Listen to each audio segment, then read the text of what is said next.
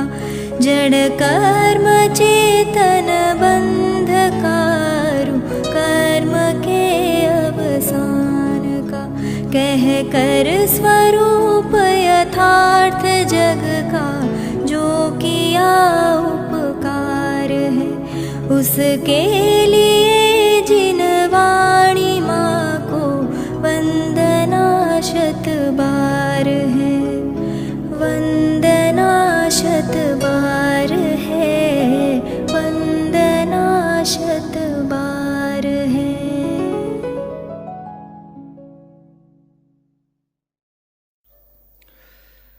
ओम नमः सदेभ्यः ओम नमः सदेभ्यः ओम नमः सदेभ्यः। 314 અને 315 બે બોલો ઉપર ખૂબ જ મનની અને માર્મિક અત્યંત માર્મિક સ્વાધ્યાય નિયમસારમાંના બે પ્રકરણો બંને બોલો એવું લાગે કે નિયમસારને આધારે જ કે નિયમસારના સાર રૂપે જ બેવું બોલવું છે.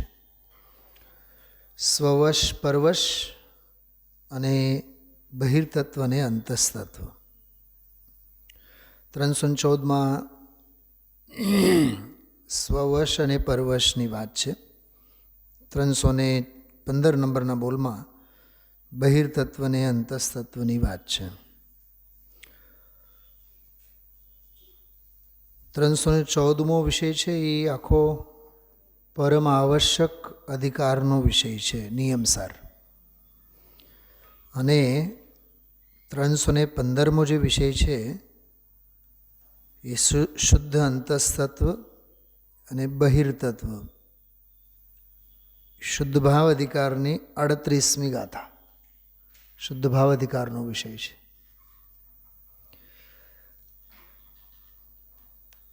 બીજી એક વાત, 314માં બોલમાં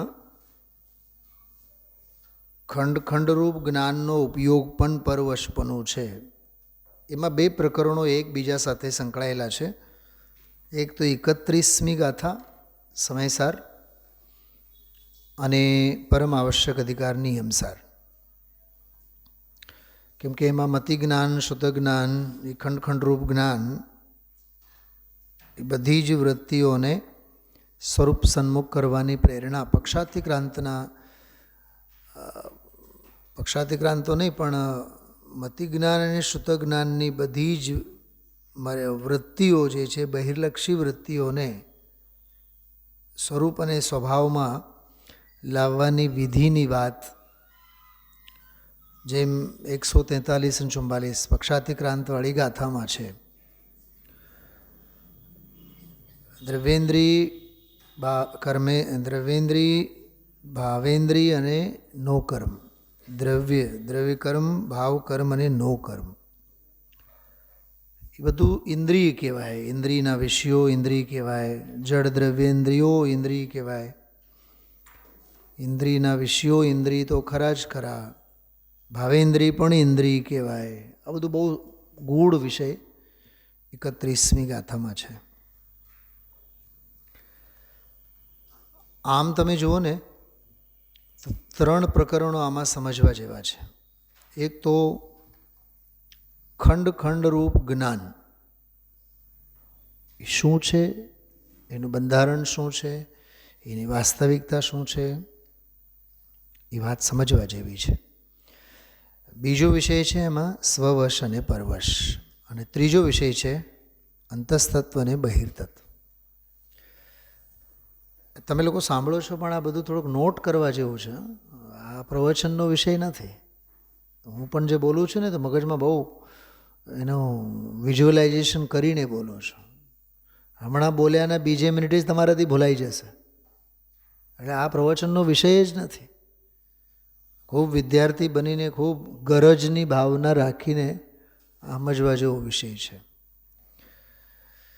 તો એક તો ખંડરૂપ જ્ઞાન, સ્વવશ પરવશ અને અંતસ્તત્વ અને બહિર્તત્વ. ખંડ જ્ઞાન, સ્વવશ, પરવશ, અંતઃતત્વ અને બહિર્તત્વ, 5 બાબતો થઈ. છઠ્ઠી એક બાબત હું ઉમેરું છું. ખંડ જ્ઞાન, ત્યારબાદ અવશ, પછી સ્વવશ અને પરવશ, 3 થયા, અને અંતઃતત્વ અને બહિર્તત્વ, એમ 6 બાબતો, 6 શબ્દો, 6 બાબતો આપણે કેમ સાંભળ્યું નહીં ધ્યાનથી? કીધું નહીં? અવશ, સ્વવશ અને પરવશ. ક્રમ ખ્યાલમાં રાખવાનો, ક્રમમાં ઊંધાઈ નહીં કરવાની.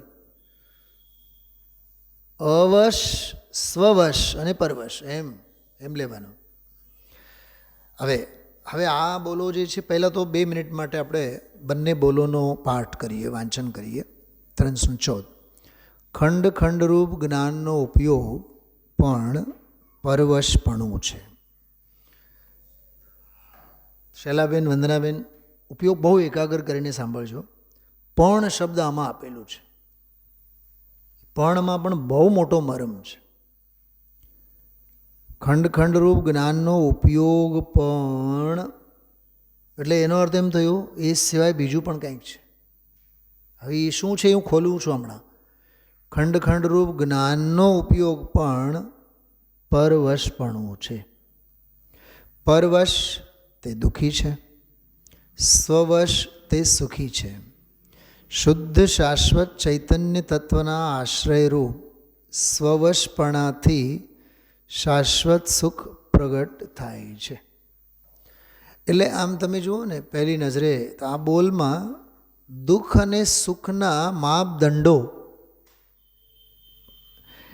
દુઃખી કેમ છે, દુઃખી સુખી કેમ થાય છે, અથવા સુખી કેવી રીતે થાય છે, અને સુખીના અજ્ઞાન દશામાં દુઃખો કેવા હોય છે.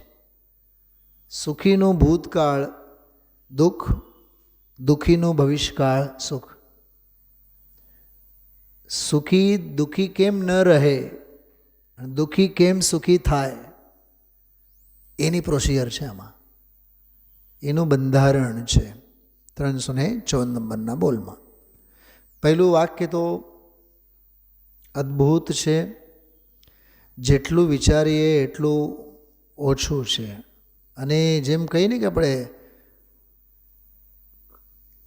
કીચડ અને કાદવના ખાડામાં, ઊંડો ખાડો હોય, એમાં હાથ ઘાલો તો કાદવ એમાંથી નીકળ્યા જ રાખે. જેટલું કાઢો એટલું ઓછું. જેમાં બધી ગટાર નાલીઓમાં નથી કચરો બધો ભરાતો, મહિનાઓ સુધીનો હોય, કેટલો નીકળે એમાંથી. એમ ખંડરૂપ જ્ઞાનનો ઉપયોગ પણ પરવશપણું. એ ખાડો એવો છે, એમાંથી જેટલું કાઢો એટલું ઓછું છે.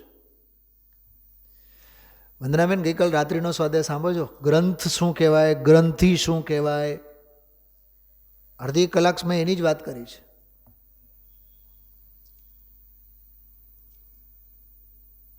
કથાની યોગની ભાષામાં વાત કરી હતી. પાર્શ્વાંચ જેવા પવિત્ર જીવ સાથે 10 ભવો સુધીના વેર ઝેર. કારણ શું? ગાંઠ, ગ્રંથિ. ભાવલિંગી સંત છે વિષ્ણુકુમાર મુનિરાજ. 700 મુનિઓના ઉપસર્ગને સાંભળીને ઉપસર્ગ દૂર કરવાના ભાવ થયા, ઠીક, મુનિપનું છોડ્યા. કારણ શું? ગ્રંથિ. એના બેન સમજાય છે? આપણે આપણું મૂકીને ગામનું કેમ કરીએ, એનું કારણ એક જ છે, ગ્રંથિ. પોતાનું બગાડીને, રામનું બગાડીને ગામ માટે આપણે ધોંસ બોલીએ, એના માટે એક જ કારણ છે, ગાંઠ, ગ્રંથિ. અજ્ઞાનની ગાંઠ, મોહની ગાંઠ કરતાં બુદ્ધિની ગાંઠ. ગુરુદેવશ્રી એક વાત કહેતા, સામાજિક કાર્યકર્તા કોઈ દી આધ્યાત્મિક ન થઈ શકે. સત્તાની જેને હોય એને સતનું ન હોય. સત્તા પ્રેમી સતને ન સમજી શકે. એક म्याનમાં બે તલવાર તો ન જ રહી શકે. તો ખંડ ખંડરૂપ જ્ઞાનનો ઉપયોગ પણ પરવશપણું, તો પણ લખ્યું છે ને, એ પણ શબ્દ, અને આ તમે મેં કમસે કમ 10, 15, 20 વખત વાક્ય વાંચ્યું આ જે પ્રવચન ચાલતો હતું ત્યારે જ. એ ખંડ ખંડરૂપ જ્ઞાનનો ઉપયોગ પણ, તો પણ કેમ લખ્યું? તો એના પાછળ કંઈક ને કંઈક હજી બીજી બધી બાબતો છે. એને સમજવા માટે પ્રવચન સારની 76 નંબરની ગાથા સમજવી જોશે. 76 નંબરની ગાથા છે. એમાં એક વાત છે, ફરીને પુણ્યજન્ય ઇન્દ્રિય સુખનું ઘણા પ્રકારે દુઃખપણું પ્રકાશે છે. જો કેટલું બંધ બેસતું પ્રકરણ છે. પુણ્યજન્ય એમ કહેવાય. આ ગાથા છે ને 74 નંબરની ગાથા શુભ ભાવ અધિકારની છે. જોકે જ્ઞાન અધિકારમાં 4 અધિકાર, 4 અધિકારમાં સુખ અધિકાર પૂરો થયો અને શુભ ભાવ અધિકાર એમાંનો છે આ, કે પુણ્યજન્ય ઇન્દ્રિય સુખનું ઘણા પ્રકારે દુઃખપણું પ્રકાશે છે. હવે ઇન્દ્રિય સુખો પુણ્યજન્ય, ચક્રવર્તી હોય, કામદેવ હોય, નારાયણ પ્રતિ નારાયણ હોય, શલાકા પુરુષો હોય, એ ઘણા પ્રકારે દુઃખપણું જ છે. ઘણા પ્રકારે ને બધી જ રીતે. એમ મૂળ ગાથા જુઓ. સપરમ બાધા સહિતમ વિચ્છિન્નમ બંધ કારણમ વિષમમ જમ્યિન્દ્રિયે હિ લબ્ધમ તમ સુખમ દુઃખમેવતઃ. પરયુક્ત બાધા સહિત ખંડિત બંધ કારણ વિષમ છે. જે ઇન્દ્રિયોથી લબ્ધ તે સુખ એ રીતે દુઃખ જ ખરે. જે ઇન્દ્રિયોથી લબ્ધ એટલે મળેલ તે સુખ, હમણાં આવ્યું હતું બહુ સરસ સુખાભાસ. 3 દિવસ પહેલાંના પ્રવચનમાં એ વાત આવી હતી, સુખાભાસ. એમાં એ વાત આપણે કરી હતી, પરવશપણાની જ વાત હતી. 311માં બોલમાં છે. જો મારી પાસે સામે પુસ્તકમાં આ બોલ બધા ખુલેલા છે, એના ઉપર ધ્યાન ગયું મારું. બહારના અર્થાત વિભાવના આનંદ સુખાભાસ. 311માં બોલની વચ્ચે શબ્દ છે. ખ્યાલમાં આવ્યું? તો બહારના એટલે બહારની વિભૂતિ અને એના પ્રત્યેના ભાવકર્મ, રુચિ અરુચિ વિભાવ, એ વિભાવ એનો જે આનંદ છે એ સુખાભાસ છે. ઘણીવાર તો વિચાર આવે, સુખાભાસને સુખાભાસ કેવું, એ સુખનો અપમાન છે. હવે રતનચંદજી બારીલ સાહેબ, ખબર નહીં, ગધેડાના પક્ષમાં બહુ સારું સારું બોલે હંમેશા. બારીલ સાહેબ, હુકુમચંદ બારીલ સાહેબના મોટા ભાઈ, એ કે ગધેડો જેવો કોઈ શાકાહારી પ્રાણી ન મળે, ગધેડો જેવો કોઈ કર્મયોગી પશુ નહીં મળે, ગધેડો જેવો કોઈ, એ કે ઘણીવાર કે વિવિક્ત શય્યાસન નામનું તપ તો એનું ગમે ત્યાં ચાલુ થઈ જાય. રસ્તામાં ઊભો તો ત્યાં ને ત્યાં જ ઊંઘ કાઢે,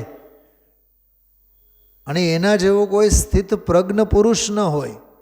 સ્થિત પ્રજ્ઞ એટલે ઊભા શુક્લ ધ્યાનની શ્રેણીમાં, રસ્તામાં ટ્રક આવે કે ટ્રેન આવે, ગમે તે આવે ને, માથા પરથી તમે વયા જાઓ, અમે નહીં હાલવાના. અને ઊભો થાય એટલે કામે વળગી જાય, વળગી રહે. ગધેડો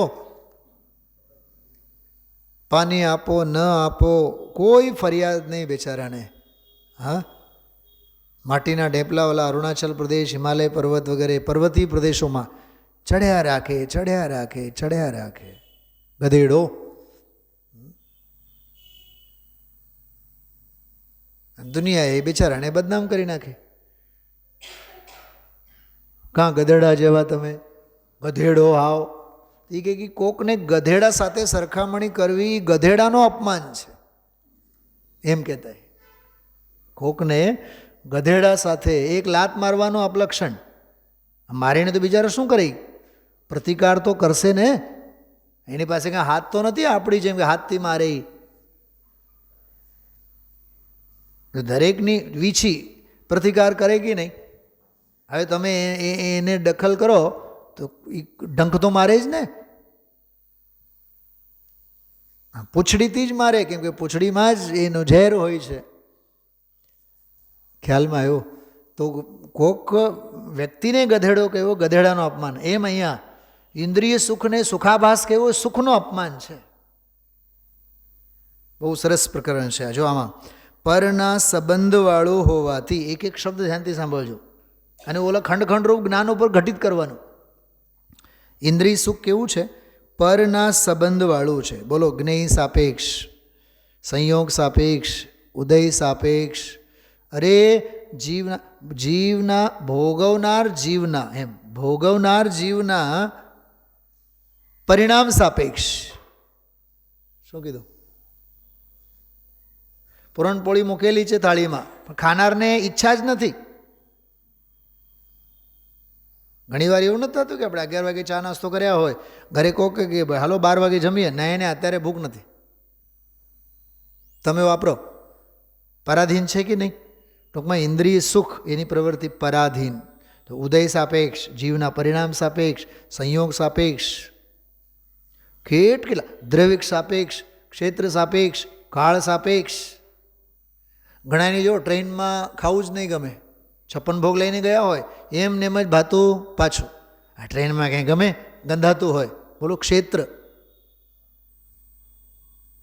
એટલે દ્રવ્ય સાપેક્ષ, ક્ષેત્ર સાપેક્ષ, કાળ સાપેક્ષ, ભાવ સાપેક્ષ, પરિણામ સાપેક્ષ, વસ્તુ સાપેક્ષ, ઉદય સાપેક્ષ, ભાવ સાપેક્ષ, બધું આમાં લેવાનું પર સાપેક્ષ.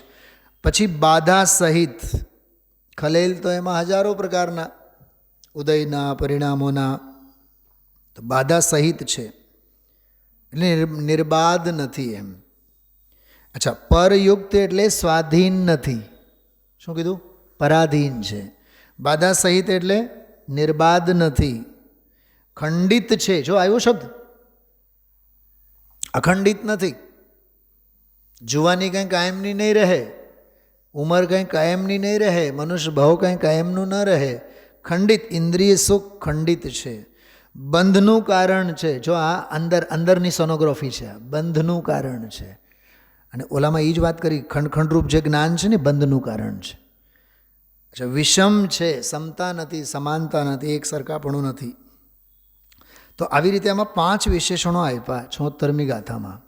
તો આમાં ઇન્દ્રિય સુખોને સાંભળજો. હવે બહુ ટૂંકી વાત કરું છું, 5 મિનિટમાં હું પૂરું કરું છું. વિષય જ પૂરું કરું છું, આજનું સ્વાધ્યાય જ પૂરું કરું છું. બહુ ધ્યાનથી સાંભળજો. આ 5 હેતુ જે ઇન્દ્રિય સુખોને લાગુ પડે છે, તે બધા ઇન્દ્રિય જ્ઞાનને પણ લાગુ પડે છે. કેમ કે ઇન્દ્રિયના ખાતામાં જે કાંઈ છે, ઇન્દ્રિયના ખાતાવાળું જે કાંઈ છે, એ બધું હેય છે, ઉપાદેય નથી અને હેય છે, છોડવા લાયક છે.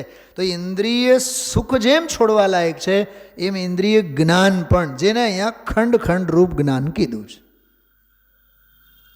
મગજ દોડે છે. હા, વચનામૃત શીખવાનું કે પ્રવચન સાર વાંચવાનું?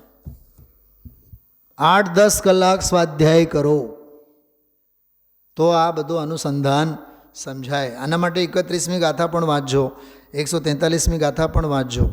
બીજી વાત, નિયમ સારમાં અવશ, સ્વવશ અને પરવશ, આ 3 બાબતો. પરમ આવશ્યક અધિકાર, મારી પાસે સમય નથી ને, તો મારે તમને 2-3 ગાથાઓ બધી બતાવવાની હતી શરૂઆતની, એ વાંચજો તમે. જે કર્મને વશ નથી, પરને વશ નથી, તે અવશ કહેવાય. અને અવશ એ જ ખરેખર આવશ્યક કાર્ય છે, અને એ આવશ્યક કાર્ય કરનારો જ સ્વવશ હોય છે. એમ કરીને 2-3 બધી બાબતો છે. તો આનો આ બધો પરવશ તે દુઃખી છે અને સ્વવશ તે સુખી છે. એક સૂત્ર બનાવ્યા, એટલે સ્વાધીન છે તે સુખી છે.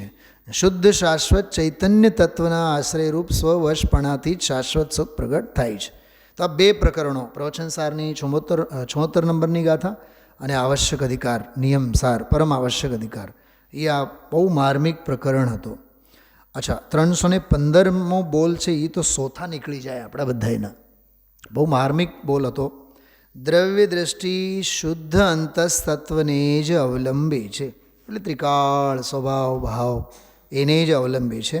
નિર્મળ પર્યાય સહિત નિર્મળ પર્યાય પણ બહિર્તત્વ છે. સાંભળજો શૈલાબેન, નિર્મળ પર્યાય એટલે મોક્ષ માર્ગ. ગુરુદેવશ્રી બોલ્યા છે, શબ્દો જ બોલ્યા છે આજે. નિર્મળ પર્યાય એટલે માર્ગની પર્યાય. એમાં શ્રોતાએ વચ્ચે બહુ સારો એવો ટપકો મૂક્યો આજે કે આગમનો વ્યવહાર બહુ વાલું લાગે, તો ગુરુદેવશ્રી એમાંથી ઓર ગંભીર વાત કરી કે આગમનો વ્યવહાર તો હજી પરાશ્રિત છે. અહીંયા તો અધ્યાત્મનો જે વ્યવહાર, જેને મોક્ષ માર્ગ કહેવામાં આવે, એ નિર્મળ પર્યાય, ઉપશમ ભાવ, ઔપશમિક ભાવ, ક્ષાયિક ભાવ, ક્ષયોપશમ ભાવ, બધું જ બહિર્તત્વ છે. અચ્છા, ધ્યાનથી સાંભળો, મારી વાત તો સાંભળો ધ્યાનથી.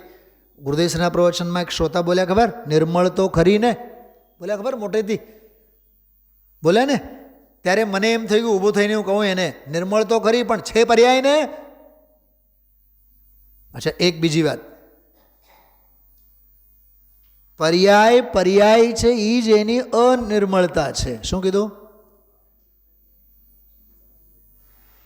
પર્યાય પર્યાય છે એટલે ઉત્પાદ અને વ્યય રૂપ છે. વ્યય ધર્મા છે, ઉત્પાદ ધર્મા છે, થવા રૂપનો ભાવ છે, ઈસ તો એની નિર્મળતા છે. હોવા રૂપની ભાવની વાત હોય તો કહો, તો હોવા રૂપનો ભાવ તો એક ત્રિકાળ ભાવ છે, એને શુદ્ધ અંતઃતત્વ કહેવામાં આવે છે. તેનું અવલંબન દ્રવ્ય દ્રષ્ટિમાં નથી. બહિર્તત્વ જે છે, નિર્મળ પર્યાય જે છે, એનું અવલંબન દ્રવ્ય દ્રષ્ટિમાં નથી. હવે એક પ્રશ્ન, દ્રવ્ય દ્રષ્ટિ કોણ છે ભાઈ સાહેબ? દ્રવ્ય દ્રષ્ટિ અંતઃતત્વ છે. દ્રવ્ય દ્રષ્ટિ પોતે બહિર્તત્વ, પણ બહિર્તત્વને બહિર્તત્વનો આલંબન નથી, પર્યાયને પર્યાયનો આલંબન નથી.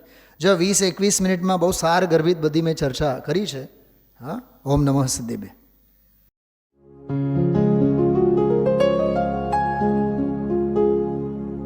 निज निधि निज में बताए, यह अनंत उपकार है उसके लिए जिन वाणी माँ को वंदना शत बार है, वंदना शत बार है, वंदना शत बार है.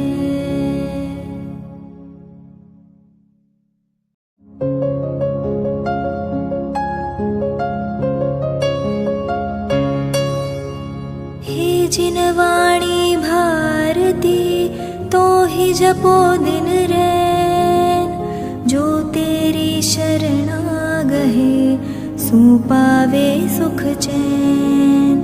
जा वाणी के ज्ञान ते सूझे लोकालोक, सो वाणी मस्तक नवो सदा देत हो ढोक, सदा देत हो